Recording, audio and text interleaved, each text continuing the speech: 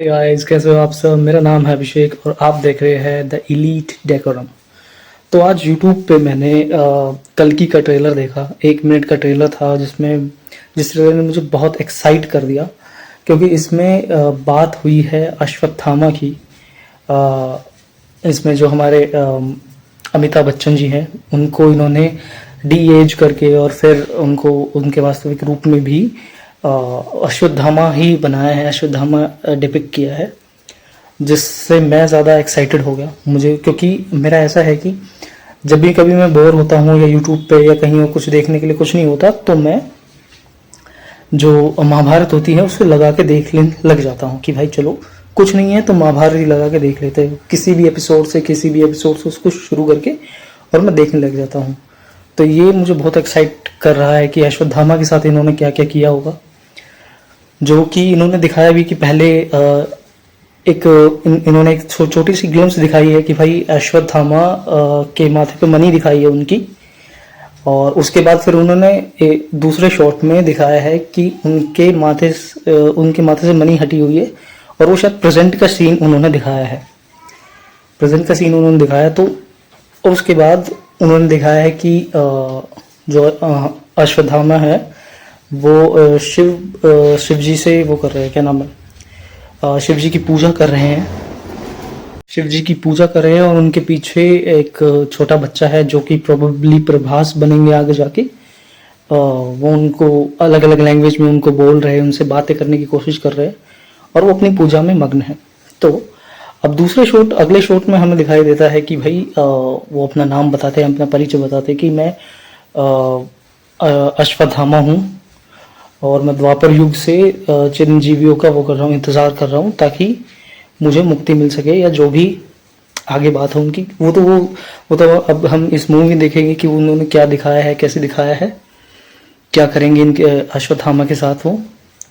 But मुझे एक बात एक्साइट कर रही है। अब मैं इसके पीछे आपकी थोड़ी सी स्टोरी बताता हूँ, अगर किसी को नहीं पता है तो मैं इसके पीछे की एक स्टोरी बताता हूँ आपको, कि अश्वत्थामा जो गुरु द्रोणाचार्य थे, उन्होंने कठिन तपस्या की थी शिवजी जी की, और उन्होंने अश्वत्थामा को मांगा था। मतलब उन्होंने ये कहा था, प्रार्थना करके, उनसे तपस्या करके शिवजी जी से ये कहा था कि मुझे ऐसा पुत्र चाहिए जिनका गुण मतलब जिनके अंदर आपकी क्वालिटीज हो।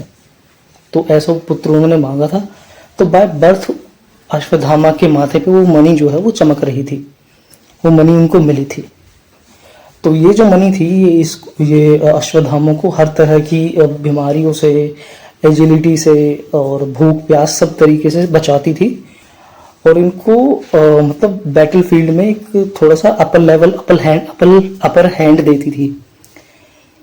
तो जब महाभारत का युद्ध हुआ और उसके बाद इन्होंने देखा कि भाई जो कौरव सेना है, क्योंकि कौरव सेना की तरफ से लड़े थे सभी, उन्होंने देखा कि मेरे पिता भी मर गए हैं, और मेरे जिनके पीछे मैं लड़ रहा था दुर्योधन, वो भी मारे गए। तो इनके अंदर इतनी हीन भावना हुई पांडवों को लेकर। इन्होंने क्या किया, ये पांडवों के शिविर में रात को घुस गए और इन्होंने सोते हुए पांडवों को मार दिया। बट इनको ये लगा था कि इन्होंने सोते हुए पांडवों को मार दिया, पर वो पांडव नहीं थे, वो थे 5 पांडवों के पुत्र। तो ये गए वेद व्यास के पास कि मैंने 5 पांडवों को मार दिया है, और अब मुझे वो करना है, अपने सारे पाप उतारने हैं। तो वेद व्यास ने उनको बताया कि भाई जो तुमने जिनका वध किया है वो पांडव नहीं, वो पांडवों के पुत्र थे। अब इतनी ही देर में श्री कृष्ण के साथ 5 पांडव आ जाते हैं अश्वत्थामा को मारने। अब अश्वत्थामा क्या करता है, अश्वत्थामा अपने क्या नाम है, ब्रह्मास्त्र चला देते हैं। तो उसी की काट करने के लिए श्री कृष्ण अर्जुन से कहते हैं कि अब तुम भी ब्रह्मास्त्र चलाओ। तो ब्रह्मास्त्र चलाते हैं, बट दोनों के ब्रह्मास्त्र उनकी साइड से छूट चुके होते हैं। तो वेद व्यास जी क्या करते हैं, उन दोनों के ब्रह्मास्त्र को रोक लेते हैं और कहते हैं कि भाई इसको वापस ले लो, नहीं तो सृष्टि खत्म हो जाएगी। अब अर्जुन जो थे वो ले लेते हैं अपना जो ब्रह्मास्त्र, वो वापस ले लेते हैं। बट अश्वत्थामा को ये ज्ञान नहीं था कि अपना जो ब्रह्मास्त्र है वो वापस कैसे लेते हैं। अब एक तो उनको ये ज्ञान नहीं था, और उसके बाद उनके अंदर इतनी हीन भावना थी पांडवों को लेकर, उन्होंने क्या किया, जो अपना ब्रह्मास्त्र है ये उत्तरा के गर्भ की ओर मोड़ दिया। उत्तरा के गर्भ में थे परीक्षित, और जैसे उन्होंने ब्रह्मास्त्र मोड़ा उनके गर्भ की तरफ, परीक्षित मर गए। और ये सब देख के श्री कृष्ण को इतना गुस्सा आया कि उन्होंने उनकी माथे की मणि निकाल ली, या मैं कहूँगा कि निकलवा ली, और उनको ये श्राप दिया कि तुम अंत काल तक भटकते रहोगे, कलयुग के अंत तक भटकते रहोगे और तुम्हें मृत्यु नहीं मिलेगी। तुम मृत्यु चाहोगे पर तुम्हें मृत्यु मिलेगी नहीं।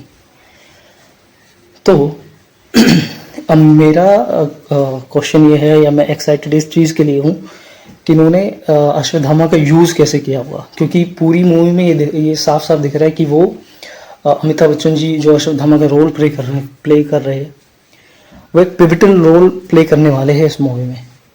तो ये देखने में बहुत मज़ा आएगा कि इन्होंने क्या बनाया है और कैसे कैसे अश्वत्थामा को टास्क असाइन करे हैं।